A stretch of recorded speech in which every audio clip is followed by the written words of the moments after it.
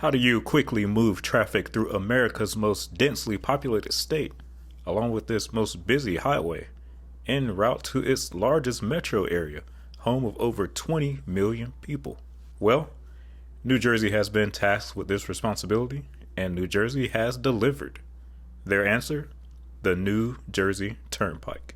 And on this video, we're going to explore exactly what the New Jersey Turnpike is and how effectively it does or does not move traffic through the state. And now that I've had the opportunity to drive up and down it quite a bit, I'll give you some of my thoughts and my personal experience with the roadway. Hit that like button, subscribe if you love the content, and let's talk about one of, if not the best, designed highway in all of America.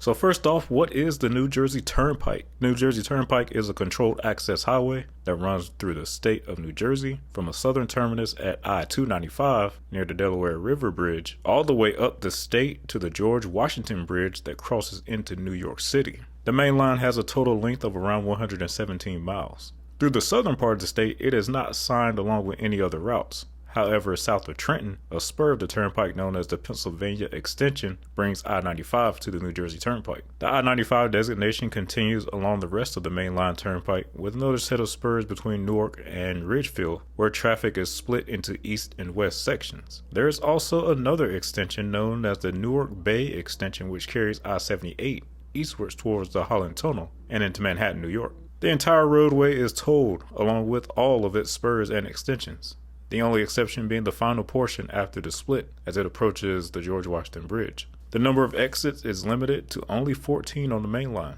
The turnpike has 12-foot wide lanes, 10-foot wide shoulders, and 13 rest areas named after some prominent New Jersey figures. South of the I-95 extension, the turnpike is a standard 3x3 lane configuration, similar to most other highways. But north of this point, the main line expands to a 3x3x3x3 configuration, separating traffic with the inner 6 lanes being limited to cars only, and the outer 6 lanes allowing cars and larger vehicles such as trucks and buses. It is one of the most heavily traveled roadways in the entire country. The New Jersey Turnpike was originally completed in 1951 and served as the basis for many of the design elements of the coming interstate highway system during that time. So now that we have a basic understanding of what the Turnpike is, I want to get into my personal experience when using the Turnpike. When I first entered New Jersey, I came into Delaware via the Delaware Memorial Bridge. After crossing that wonderful piece of American engineering, I was immediately greeted by signage where you have to choose between a Turnpike or I-295. Being from the south and used to getting around without paying tolls, it was a no-brainer for me to choose the free I-295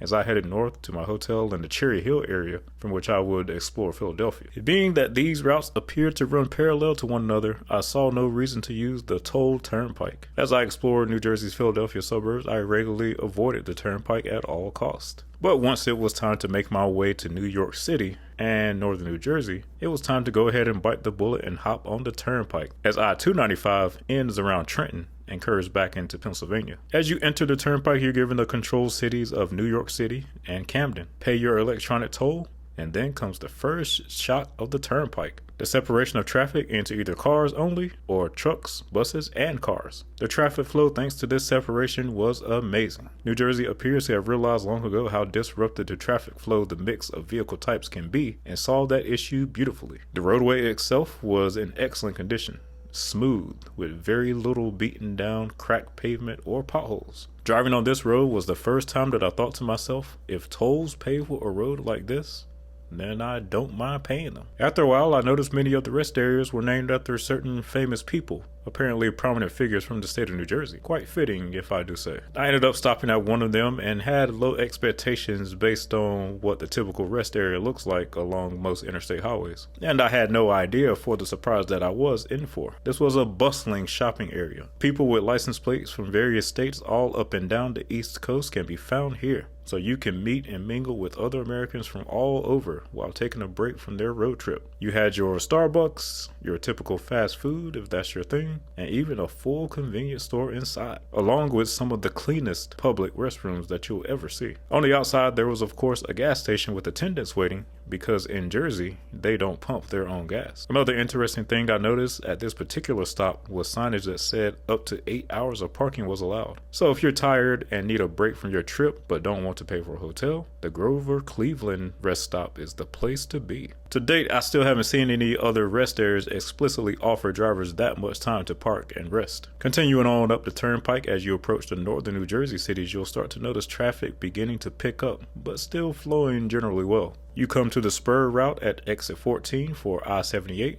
which takes you into Manhattan via the Holland Tunnel. Then you encounter the split where the turnpike becomes two separate roadways. The eastern split is for traffic wanting to enter New York via the Lincoln Tunnel, and the western split is for those wanting to head towards the George Washington Bridge. This can be a little confusing for those traveling here for the first time, but no need to panic, as ultimately both roadways come back together and lead to the same place. The eastern route will run you into more traffic, but it is the more scenic of the two as you pass under the Pulaski Skyway, which was made famous by a well-known TV show. And you also get to see some nice views of the Manhattan skyline. The two turnpikes rejoin in Ridgefield, and shortly afterwards, I-80 joins the party, and you can see the traffic starting to build up, approaching the George Washington Bridge. This is where the good times come to an end, as you go from this amazing roadway to the worst freeway bottleneck in the entire United States. All that smooth traffic flow from the turnpike is joined by the cross-country I-80 to squeeze its way over the George Washington Bridge and enter New York City. If you're in a passenger vehicle, then the Palisades Parkway might be an option for you. Otherwise, if you're planning to continue through New York, then the Bronx Expressway awaits. Have fun.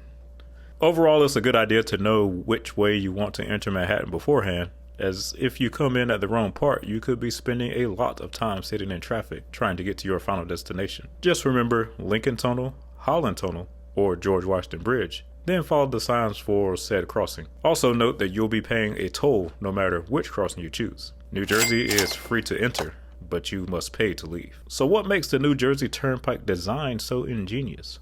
Well, first we'll start with the most obvious, the separation of traffic types. On a typical interstate highway where all vehicles are mixed together, traffic usually moves in a less efficient manner. The dynamics of a larger vehicle such as a truck or bus compared to a passenger vehicle leads to things flowing in a less than ideal way, particularly when it comes to various vehicles trying to overtake one another. Micropassing, the act of one slow-moving truck trying to pass an even slower-moving truck, all while holding up traffic behind it, is pretty much non-existent on the turnpike. Another common issue that reduces traffic flow is left-lane hogging. Despite the turnpike effectively being 6 lanes on each side, left-lane hogging is minimized due to this separation of traffic in the design. When there are only 3 lanes of travel, drivers seem far less likely to hog the left lane while driving at slower speeds. This is something I've observed over time when it comes to driver behavior. Once a highway has 4, and especially if it has 5 or more general purpose lanes of travel, left lane hogging becomes a major issue that effectively reduces the efficiency of any additional lanes. You reach a point of diminishing returns on each additional lane as a result. You can see this often on Houston's Katy Freeway,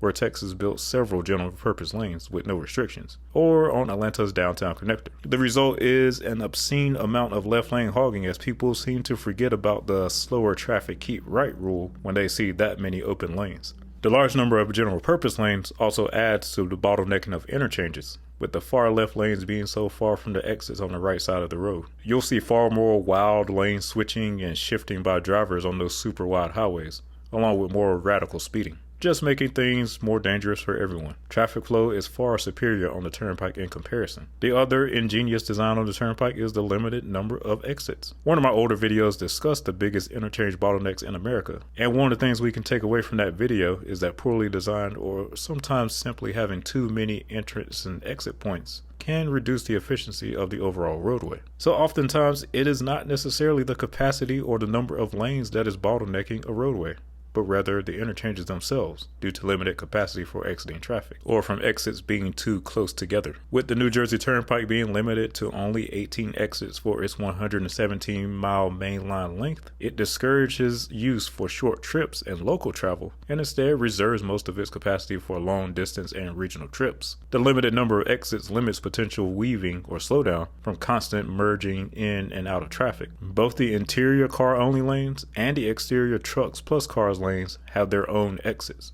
which keeps the interchanges efficient, unlike super wide roadways such as the Katy. The limited exits is a lesson that other American cities can learn from when building bypass highways, if they want to truly keep them as a bypass route, rather than encouraging them to become new suburban thoroughfares for local traffic. And the other final thing about the turnpike is that it is tolled. Yes, I know, no one likes to pay tolls. However, the turnpike being a toll road is what keeps it from being a gridlock nightmare. Everyone has to pay a toll on the turnpike, no exceptions. All tolling is electronic, so as not to stop traffic. The tolls go to the New Jersey Turnpike Authority, who, based on the quality of the roadway, are clearly using it to maintain and improve the roadway. They're not going into the bottom line of a foreign company looking for profit, nor a city government that diverts the funds to transit or other pet projects while letting the roadway rot. You pay to drive on the roadway, the money gets reinvested into said roadway, as it should be.